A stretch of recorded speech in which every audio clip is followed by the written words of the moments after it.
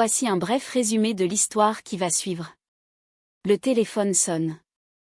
À l'autre bout du fil, Maureen parle d'une voix tremblante. Elle affirme qu'une voiture tente de l'écraser. Puis la communication devient chaotique. Elle n'a plus beaucoup de temps. Quelqu'un semble déterminé à la faire disparaître. Chaque seconde compte. Steve fonce vers leur maison. Quand Steve arrive, sa petite fille dort paisiblement.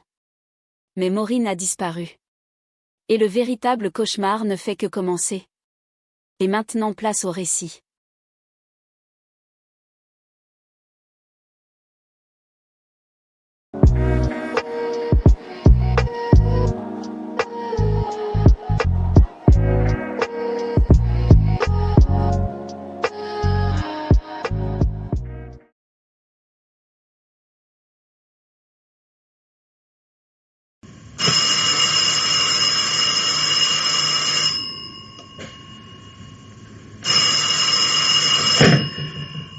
Allô? Ici Steve Griffin. Un appel de l'Inter. Parlez. Steve. Oh, Maureen, ma chérie. Oh, je suis contente de t'entendre. Steve, il fallait que je te parle. Mais Maureen, que se passe-t-il? Tu es malade? Non, ce n'est pas ça. Alors c'est la petite? Non, elle va très bien, elle vient de s'endormir. Steve, je voudrais que tu rentres, tout de suite. Ce soir? Mais j'ai encore un client à voir demain matin. Non, Steve, il faut absolument que tu rentres à la maison. Je t'en prie. Je sais que c'est pas agréable de rouler en pleine nuit, mais... Steve, on cherche à me tuer. Tu as entendu, Steve? Mais voyons, ma chérie, mais pourquoi? Mais c'est un cauchemar. C'est la vérité, Steve. J'ai peur. Il a encore essayé aujourd'hui de me renverser avec sa voiture. Je suis sûre qu'il l'a fait exprès. Calme-toi, ma chérie, c'est sûrement une erreur, tu n'as rien à craindre. Et la première fois, c'était avant-hier. La voiture a débouché, j'ai fait un saut de côté, il m'a manqué. Sur le moment, ça m'a secoué, mais je ne pensais pas qu'il l'avait fait exprès. Seulement aujourd'hui, Steve, il a recommencé. J'étais allée au magasin d'alimentation. Je me suis garée dans la rue parce que le parc de stationnement était trop encombré. Et au moment où je descendais, il a surgi de je ne sais où. La même voiture. Une conduite intérieure vert foncé. Exactement comme la nôtre. Mais qu'est-ce que ça signifie? Qui te poursuit ainsi? Pourquoi? Oh, ne me questionne pas, Steve. Je sais, j'aurais dû tout te raconter depuis longtemps, mais... Bon, j'arrive. Il faut tout de suite prévenir la police. Hein? Oui, Steve. Mais je veux que tu sois là, auprès de moi, quand je leur dirai... Quand tu leur diras quoi? Que je... Non, quand tu seras rentré. Reviens vite, chérie, je t'en supplie. De Coster, brigade criminelle. Votre nom? Steve Griffin. C'est votre femme qui a disparu? Oui. Depuis quelle date? Depuis cette nuit. Ne vous affolez pas, elle va rentrer. De toute manière, il est trop tôt pour ouvrir une enquête. Oh oui, je sais, mais il faut faire quelque chose tout de suite. Ma femme est en danger, vous comprenez? Et qu'est-ce qui vous fait croire ça? Il y a 3 heures, j'étais à 150 km d'ici en voyage d'affaires. Elle m'a téléphoné pour me dire que quelqu'un avait essayé de la tuer. Elle paraissait terrorisée. Je suis parti aussitôt et, en rentrant, j'ai trouvé les lumières allumées au rez-de-chaussée et ma petite fille endormie au premier étage. Mais Maureen avait disparu. Elle s'est sans doute enfuie dans un moment d'affolement. Nous la retrouverons. Mrs. Griffin était sujette à ces crises? Mais vous n'y êtes pas, lieutenant. Maureen n'est pas une femme à se faire des idées et à s'imaginer que quelqu'un la poursuivait. Qui la poursuivait? Je n'en sais rien. Elle m'a dit qu'elle me l'expliquerait dès que je serais rentré. Elle savait qui c'était? Je crois que oui. Il a essayé de l'écraser 2 fois avec sa voiture. Une conduite intérieure vert foncé, comme la nôtre. Vous avez une photo de votre femme? Voilà. Vous permettez? Je vais donner des ordres.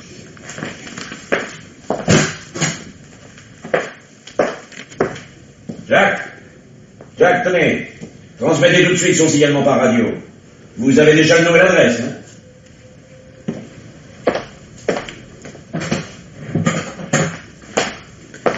Asseyez-vous, Griffin. Parlons un peu, voulez-vous? Parler. Vous croyez que c'est le moment de parler? Je comprends ce que vous éprouvez. Mais la police est organisée. N'ayez crainte, Griffin, on retrouvera votre femme.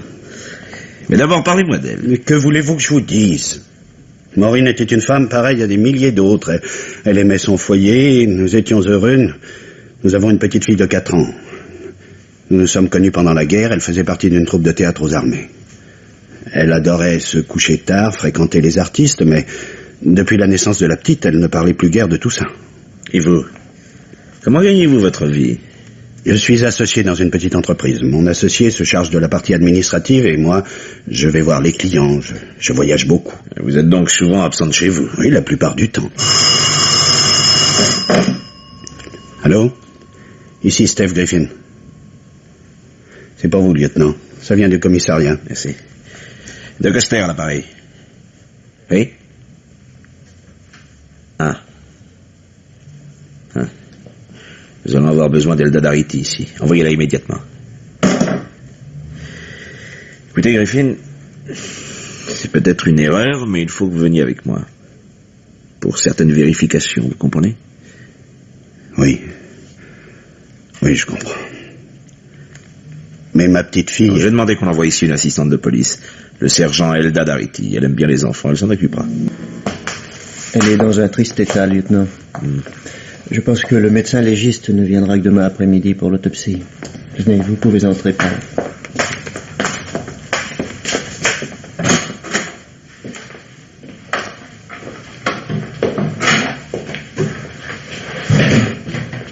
Vous êtes monsieur Griffin?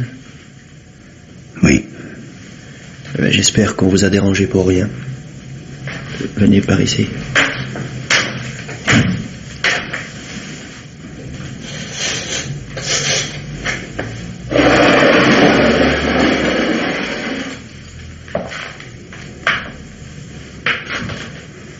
Mon Dieu. Maureen. Mon Dieu. Je suis désolé, Griffin. La reconnaissez-vous formellement? C'est mon devoir de vous poser cette question. C'est bien elle. C'est Maureen. Ma femme. Je vais vous raccompagner chez vous. Venez. L'assistante de police pourra rester si vous le désirez.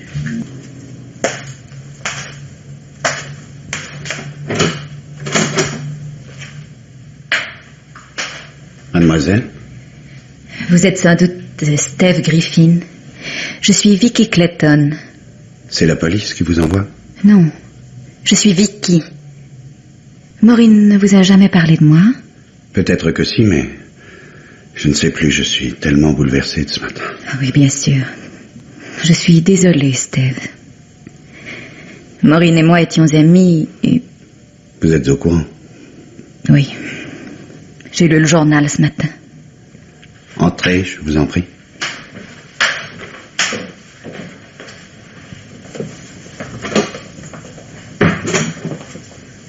Voudriez-vous un peu de café? Je viens justement de le faire. Merci. Vous habitez ici depuis longtemps, Miss Clayton?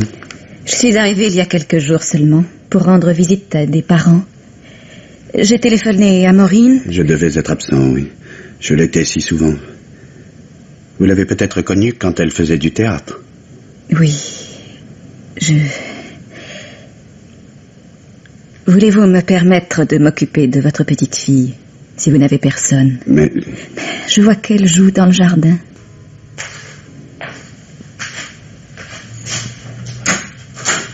Ah, c'est vous de Coster? Entrez. Avez-vous quelque chose de nouveau? J'ai le rapport du médecin légiste. Lésion cérébrale occasionnée par une voiture qui l'a renversée dans Timon Street. Timon Street? Sur les quais dans ce quartier affreux? Oui. Alors j'imagine qu'elle n'avait pas l'habitude de s'y rendre. Et elle n'y est pas allée toute seule, à pied. Donc je présume que ce type est venu ici, l'a emmené, il l'a persuadé. Persuadé? Mais elle le connaissait donc? Oui. Elle vous a téléphoné. Puis nous supposons qu'il est venu, il a certainement dû venir. Ils sont partis d'ici ensemble. Ils arrivent à Timon Street, là, elle comprend de quoi il s'agit, ce qu'il veut d'elle. Peut-être pendant le trajet a-t-elle discuté. Mais elle comprend maintenant que c'est fini, elle se débat, ouvre la portière et s'échappe. Il la poursuit en voiture. Mais c'est impossible. Mais comment aurait-il pu se connaître? Comment aurait-elle pu? Voyons, Griffin. Votre travail, m'avez-vous dit, vous retenez la plupart du temps loin d'ici. Oui. Ce que devait vous apprendre votre femme hier pouvait avoir trait à son passé. Que voulez-vous dire? Que jusqu'ici, elle avait pu le dissimuler pendant les week-ends que vous passiez auprès d'elle, et puis brusquement... Non, je ne le pense pas. Maureen était bien trop sincère pour me cacher quoi que ce soit pendant si longtemps. Il arrive un moment où l'on ne peut plus se taire, Griffin. J'aimerais jeter un coup d'œil sur ses affaires personnelles. Votre femme a fait du théâtre, elle avait peut-être un album dans lequel elle collait des coupures de presse où l'on parlait d'elle. Oh non, non. Elle égarait toujours les articles avant d'avoir eu le temps de les classer. Disposait-elle d'une fortune personnelle? Ouais. Elle avait son compte en banque. Son carnet de chèques doit se trouver dans un tiroir de la table de chevet. Venez. Venez, allons jusqu'à sa chambre.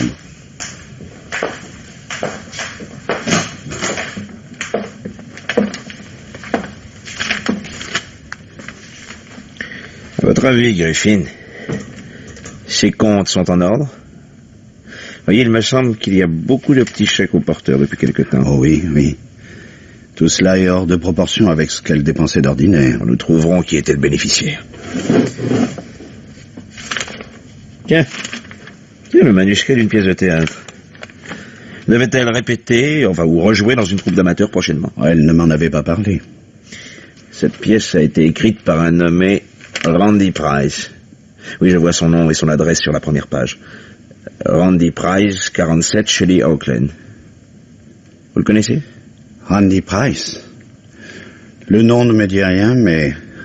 Vous savez, Maureen connaissait beaucoup plus de gens que moi. Ce Randy fait sans doute partie du petit groupe d'amis qu'elle fréquentait qui s'intéressait comme elle au théâtre. Vous venez avec moi lui rendre visite? Oui, mais... Si nous sortons, il faut que je prenne des dispositions au sujet de ma petite fille. Voulez-vous que l'assistante de police revienne? Oh non, non. Non, il y a là à la maison une amie de Maureen qui vient d'arriver. Je vais voir si elle peut rester. Vicky, je ne sais comment vous remercier. Vous avez tellement contribué à distraire ma petite fille pendant cette matinée. Oh. Steve, je crois que la pauvre petite s'est faite à l'idée que sa mère serait absente quelque temps. Quand elle ne lui manquera plus autant, on pourra peut-être trouver un moyen de lui apprendre la vérité, oui, sans trop l'impressionner. Certainement. Vous êtes très bonne, Vicky. J'adore les enfants. J'aime m'en occuper. Je suis professeur, vous savez. Vicky, je sors avec le lieutenant. Pouvez-vous rester encore un moment avec elle? J'hésite à la confier à une assistante de police. Une enfant sensible et émotive comme elle. Ne vous inquiétez pas, je suis libre de mon temps aujourd'hui. Merci, Vicky. Je vais rendre visite à un nommé Randy Price, un auteur dramatique. Ce devait être un ami de Maureen. Vous le connaissez peut-être? Son nom me dit quelque chose. Vous êtes bien Randy? Randy Price? Oui, monsieur. Je suis Steve Griffin. Oh, alors vous êtes le mari de Maureen. Oh, ça s'apprécie, mais entrez donc. Asseyez-vous, asseyez-vous. Et vous aussi, monsieur. Oh, Steve, par exemple, ça c'était une surprise. Maureen a toujours dit qu'elle s'arrangerait pour nous faire connaissance quand vous auriez un moment. Dommage qu'elle n'ait pas pu venir.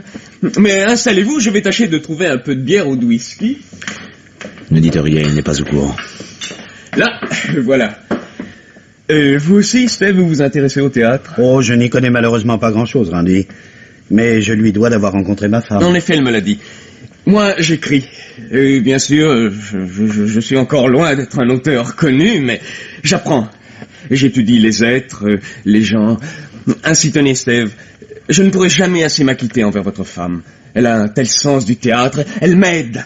Je réécris des tas de scènes et de répliques sous ses directives, et j'en ai des pièces, toute une malle, pleine de manuscrits, et fin prêt. Il y a 2 semaines, quand j'ai fait la connaissance de Maureen... Et où l'avez-vous rencontrée? Chez des amis. Bref, je ne me doutais pas de la chance inespérée qu'elle... Enfin, pensez, elle a conservé pas mal de relations à New York, à Greenwich. Elle va confier mes meilleurs manuscrits à un bon agent littéraire et... Nous avons un de vos manuscrits dans la voiture. Madame Griffin avait peut-être l'intention de le montrer à cet agent. Mais pourquoi me renvoie-t-elle ce manuscrit? Elle n'est pas malade, au moins. Qu'est-ce que ça veut dire? Price, je suis de la police. Je ne comprends pas. Quand avez-vous vu Madame Griffin pour la dernière fois? Et qu'est-ce que ça signifie? Mais lui est-il arrivé quelque chose? Vous n'avez pas répondu, Randy. Je l'ai vue chez elle. Mais si vous me disiez... À quelle heure? Je ne sais pas. Dans l'après-midi, peut-être vers 4 heures ou plus tard. J'étais descendu en ville acheter du papier à machine au retour. En passant devant chez elle, je me suis arrêté. Elle m'a dit qu'elle était un peu fatiguée, qu'elle n'était pas encore sortie faire ses courses. Alors, je lui ai proposé de m'en charger. Elle a refusé et je suis reparti. Vous êtes rentré directement? Oui, mais à quoi riment toutes ces questions? Qu'avez-vous fait ensuite? J'ai bu une bière, je me suis assis là, j'ai commencé à travailler. Écoutez, j'aimerais bien savoir. Jusqu'à quelle heure avez-vous travaillé? Je n'en sais rien, jusqu'au moment où j'en ai eu assez. Alors je me suis affalé sur mon lit et je me suis endormi. Maintenant, allez-vous me dire si... Mrs. Griffin est morte. Morte? Mais... ce n'est pas possible. Elle a été renversée par une voiture hier soir, dans Timon Street. Comment est-ce que ça a bien pu lui arriver? Maureen... qu'est-ce que je vais faire? Vous pourriez penser aussi à elle et à Griffin. Je ne l'oublierai jamais. Pardonnez-moi, Steve. C'est un tel coup pour moi, pour mon avenir. Timon Street? Mais qu'est-ce qu'elle faisait par là? Nous pensons qu'on l'a emmenée là-bas de force, qu'on l'a tuée exprès. Vous comprenez? Écrasée au moyen d'une voiture semblable à la leur. Connaîtriez-vous quelqu'un qui a une grosse conduite intérieure vert foncé, comme celle-ci? Non. Hier, Mrs. Griffin vous a-t-elle dit si quelqu'un devait venir la chercher? Non. J'ai eu seulement l'impression que quelque chose l'a tracassée. Oui, c'est ça. Steve, quand aura lieu l'enterrement? Après-demain. J'irai. Oh, je suis désolé d'avoir fait votre connaissance dans des circonstances pareilles. Moi aussi, Randy. Steve, elle m'avait prêté un peu d'argent. Je vous le rembourserai dès que... Non, nous en reparlerons une autre fois.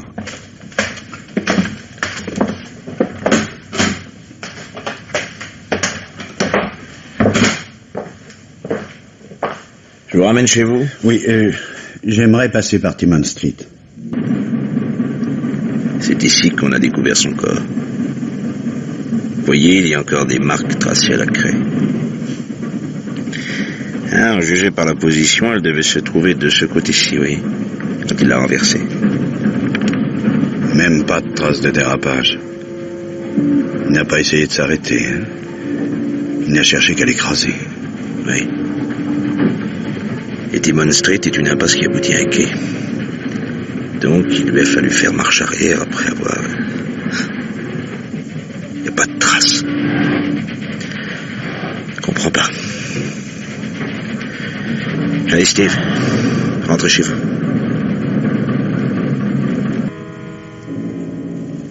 Bonjour, Steve. J'ai pensé que vous n'aviez peut-être pas déjeuné. J'ai préparé... Merci, Vicky. Ça s'est bien passé avec ma petite fille? Oui, jusqu'ici. Steve, j'ai réfléchi, vous savez. Et comme, justement, je n'ai pas de travail en ce moment... Mais je croyais vous avoir entendu dire que vous étiez dans l'enseignement. Oui, mais pas pour l'instant. Ce sont les vacances scolaires, j'ai beaucoup de temps libre. Et, vous savez, ça ne va pas être commode pour vous de trouver quelqu'un pour tenir la maison et s'occuper de l'enfant. Steve, je vous en prie, laissez-moi vous aider. Pendant quelque temps au moins. Jusqu'à ce que vous ayez la possibilité de reprendre une vie normale. Vicky, je vous suis très reconnaissant. Et j'accepte volontiers. Vous savez, Steve, c'est pour Maureen que je fais ça. Vous connaissez Mrs. Griffin, n'est-ce pas? C'était une cliente de votre épicerie. Oui, certainement, lieutenant. L'avez-vous vue hier? Ah oui, lieutenant, comme tous les jours. Hein? Oui, elle était venue acheter du sucre, je crois. Et vous n'avez rien remarqué de particulier? Ah oui, c'était dans l'après-midi. Il y avait plein de voitures dans le parc de stationnement et elle s'était garée dans la rue en face. Alors, en sortant d'ici, elle a traversé la rue. Et à ce moment-là, une voiture a débouché à toute vitesse.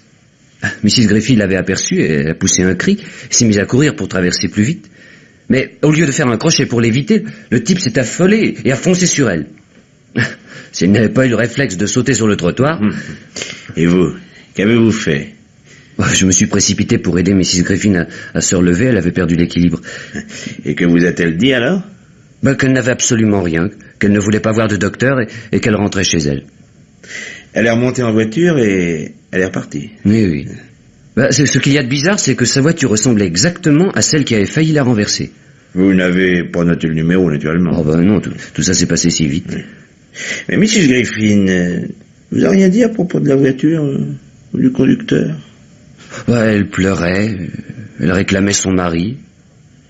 Ah, et puis elle a dit aussi qu'il fallait qu'elle joigne quelqu'un. C'est qui ça? Elle a rien dit d'autre? Bon, non, c'était incohérent. Elle disait qu'elle voulait le revoir pour lui expliquer qu'il avait tort et pas elle. Elle avait eu tort autrefois, mais plus maintenant. Des mots. Elle était sous l'effet du choc, quoi. Qu'est-ce que vous en pensez de Coster? Ce type est un cinglé. En essayant de faire son coup devant un magasin aussi fréquenté, il s'est exposé à se faire repérer, au risque d'être connu par la suite ou même à voir quelqu'un relever son numéro. Non, ce type agit de plus comme un obsédé. Il semble poursuivi par une idée fixe. Oui, il tient à commettre son crime avec un modèle déterminé de voiture. Une voiture comme la vôtre. Alors, à mon avis, pour l'assassin, ce modèle, enfin cette marque de voiture, doit avoir une valeur symbolique. Et je ne vois qu'une seule explication possible. Notre voiture lui a fait quelque chose. Oh, c'est insensé. Si Maureen avait provoqué un accident au volant de notre voiture, elle me l'aurait dit. Elle ne m'en a jamais parlé. Peut-être précisément allait-elle vous en parler le soir où elle vous a téléphoné. Et il n'est pas dit que c'était elle alors qui conduisait. Savez-vous si elle prêtait quelquefois sa voiture? Oh non, pas habituellement. Mais si quelqu'un avait eu besoin de sa voiture, votre femme l'aurait-elle prêtée? J'en doute. Tous nos amis ont des voitures. Prenez Randy Price, par exemple. Oui, si jamais il écrit une pièce à succès, il s'achètera probablement une Cadillac. Pour l'instant, il roule dans un vieux taco, un ancien taxi. Mais s'il avait eu une panne, elle lui aurait peut-être prêté la sienne. Au fait, a-t-on réparé récemment votre voiture? Oui, un pare-choc à redresser, un phare de cassé. Rien de ce genre? Pas que je sache. On trouvera. On y mettra le temps, mais on trouvera. Pour l'instant, ce que nous avons de mieux à faire, c'est d'interroger toutes les personnes qui ont pu voir votre femme au cours de ces dernières semaines. Il suffit quelquefois de bien peu de choses pour nous mettre sur la voie. Pourriez-vous, par exemple, nous donner la liste de ses fournisseurs habituels? Donc, il y aurait de cela 3 semaines. Et vous êtes certaine que cette femme était Mrs. Griffin? Ah oui, lieutenant. Elle m'avait donné un autre nom, mais je l'ai reconnu d'après le signalement fourni par Mr. Griffin. Vous notez toujours le nom des clients? Non, mais quand nous vendons des fleurs pour des occasions spéciales, nous demandons évidemment les noms de l'expéditeur et du destinataire. Sinon, comment ferions-nous pour livrer? Et qu'appelez-vous une occasion spéciale? Un mariage, un enterrement. Mais de quoi s'agissait-il en l'occurrence? D'une couronne mortuaire. Où l'a-t-elle fait livrer? Elle l'a pas fait livrer. Elle n'a pas voulu indiquer de nom ni d'adresse. Elle m'a dit qu'elle reviendrait elle-même prendre la couronne le lendemain dès que je l'aurais préparée. Et le lendemain, elle est revenue en voiture la chercher. Elle s'était arrêtée en double fil. Je me suis précipité avec la couronne et je l'ai posée sur la banquette arrière. Et Mrs. Griffin n'est pas descendue de voiture? Non, c'est ce qui avait été convenu. Elle était extrêmement pressée. Voyez-vous, Griffin, voilà enfin l'indice. Votre femme a acheté une couronne mortuaire pour l'enterrement de quelqu'un, et elle ne voulait pas qu'on sache que c'était elle. Si nous savions à qui était destinée cette couronne, nous aurions fait un grand pas vers la vérité. Bon, nous allons étudier la liste des décès survenus aux environs de cette date. Et quand nous aurons trouvé un accident d'auto... Bonsoir, Vicky. Bonsoir, Steve. Ah, on a livré ce paquet ici en fin d'après-midi. Tiens.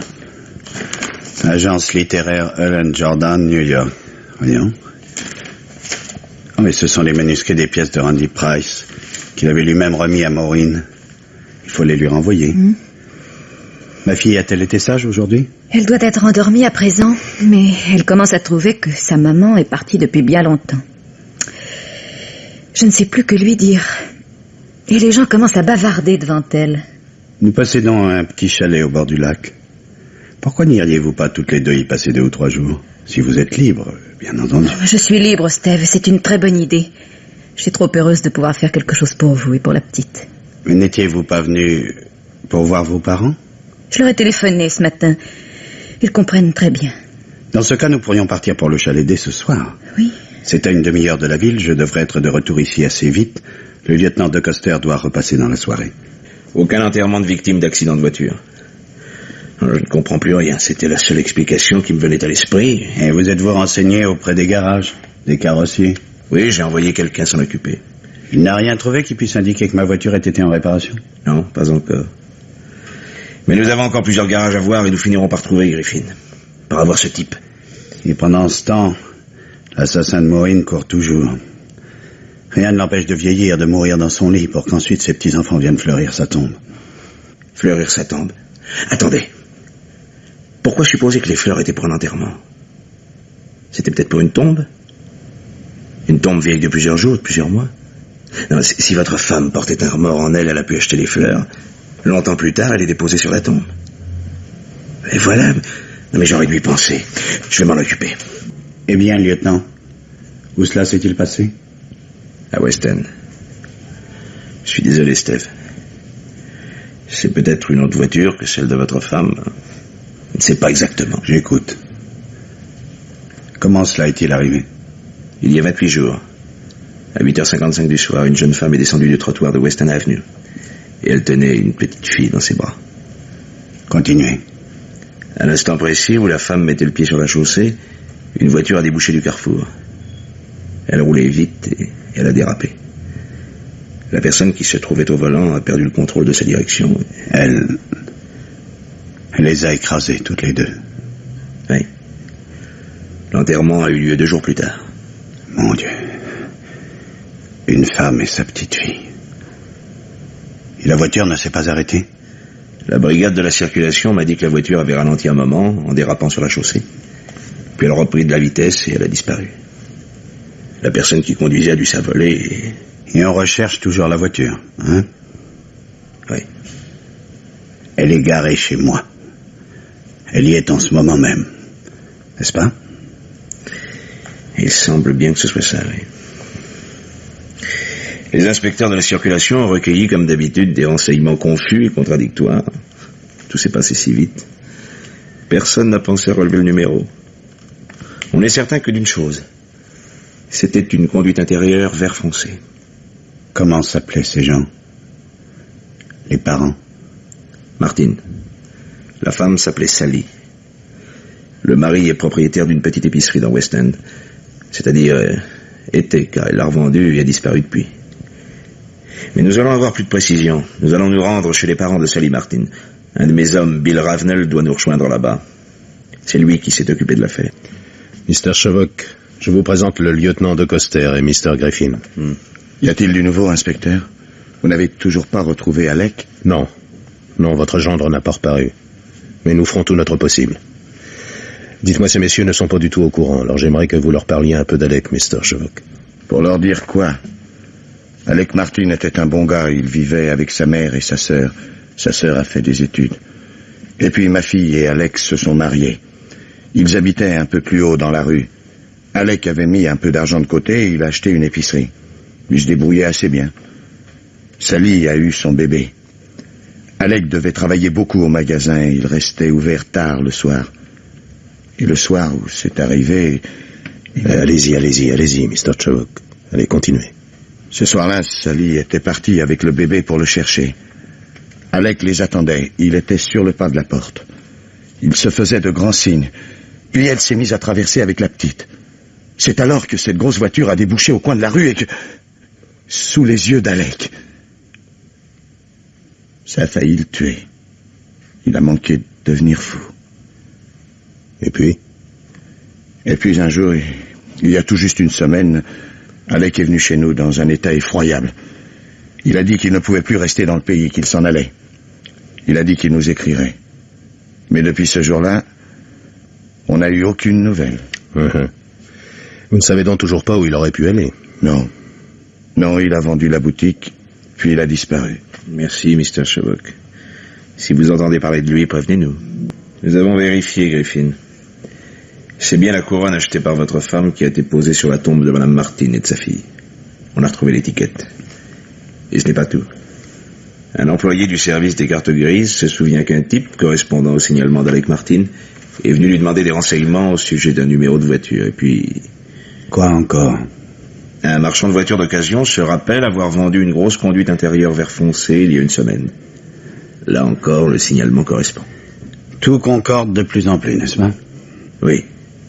Martin a dû relever le numéro de votre voiture au moment de l'accident, il a dû voir qui était au volant, et il a décidé que Mrs. Griffin allait payer.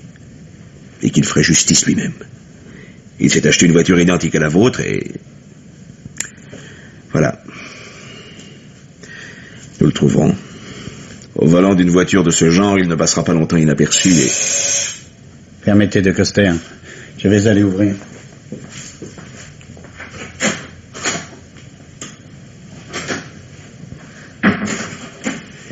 C'est une lettre express qui vient d'arriver. De qui? Je ne sais pas, il n'y a pas de nom d'expéditeur. Je l'ouvre. Eh bien, qu'y a-t-il sur cette lettre? Ce n'est pas une lettre. Simplement une ligne tapée à la machine. Sur une feuille de papier blanc. Et qu'y a-t-il écrit? Griffin, vous me devez la petite aussi. Mon Dieu, ma fille. Tu calmes, Steve. On va la protéger. Où est-elle en ce moment? Dans mon chalet au bord du lac, à une demi-heure d'ici, tout à la pointe avec Miss Clayton, une amie de Maureen. J'envoie tout de suite quelqu'un là-bas. Bill Ravenel, qui est déjà sur cette affaire Martin. Et ensuite, nous filons les retrouver. Steve, vous connaissez Bill Ravenel? Bonjour, Mr. Griffin. Vous n'avez rien à craindre, je vais installer 3 équipes de gars armés qui se relaieront jour et nuit. Comme ça, la sécurité de votre enfant sera garantie. À part ça, Bill, rien remarqué d'anormal ici? Si. Elle? C'est de moi qu'il veut parler, Steve. Oui, c'est la sœur d'Alec Martin. Je l'avais vue chez son père très peu de temps après l'accident. Vicky. Ainsi, vous n'étiez pas... Steve, ne me jugez pas avant d'avoir entendu ce que j'ai à dire. Votre frère sait où vous êtes? Non, et je ne sais pas où il est, lui. Sans ça, je lui aurais dit. Vous me croyez? Je ne sais pas. Je ne sais plus que penser. Steve, j'avais reçu une lettre d'Alec. C'était un récit incohérent de la tragédie qui s'était abattue sur la famille. Il me l'avait écrite quelques jours après l'enterrement. Et quand je suis allé le retrouver... Oh, j'aurais dû m'en douter. Vous ne m'aviez rien dit de précis sur Maureen ni sur votre amitié. J'aurais dû... Écoutez, Steve. Aussitôt après la vente de l'épicerie, Alec m'a dit qu'il allait s'absenter quelque temps, essayer d'oublier. Je l'ai aidé à préparer ses valises, à ranger ses affaires. C'est là que j'ai trouvé dans ses papiers le nom et l'adresse de Maureen, des renseignements sur elle, le numéro de la voiture. Et c'est quand j'ai lu le journal, peu après, que j'ai fait le rapprochement. Vous auriez dû aller trouver la police tout de suite. C'était mon frère. Ainsi donc, Miss Martin, vous avez décidé d'assumer la responsabilité de protéger la petite fille. Et vous vous êtes présentée là-bas comme une amie de Maureen. Je ne croyais pas à la culpabilité d'Alec. Mais si je m'étais trompée... Vicky, je suis obligé de rentrer en ville avec le lieutenant. Vous voulez bien rester ici au chalet, auprès de mon enfant, jusqu'à ce que nous ayons trouvé votre frère. Merci. Merci, Steph.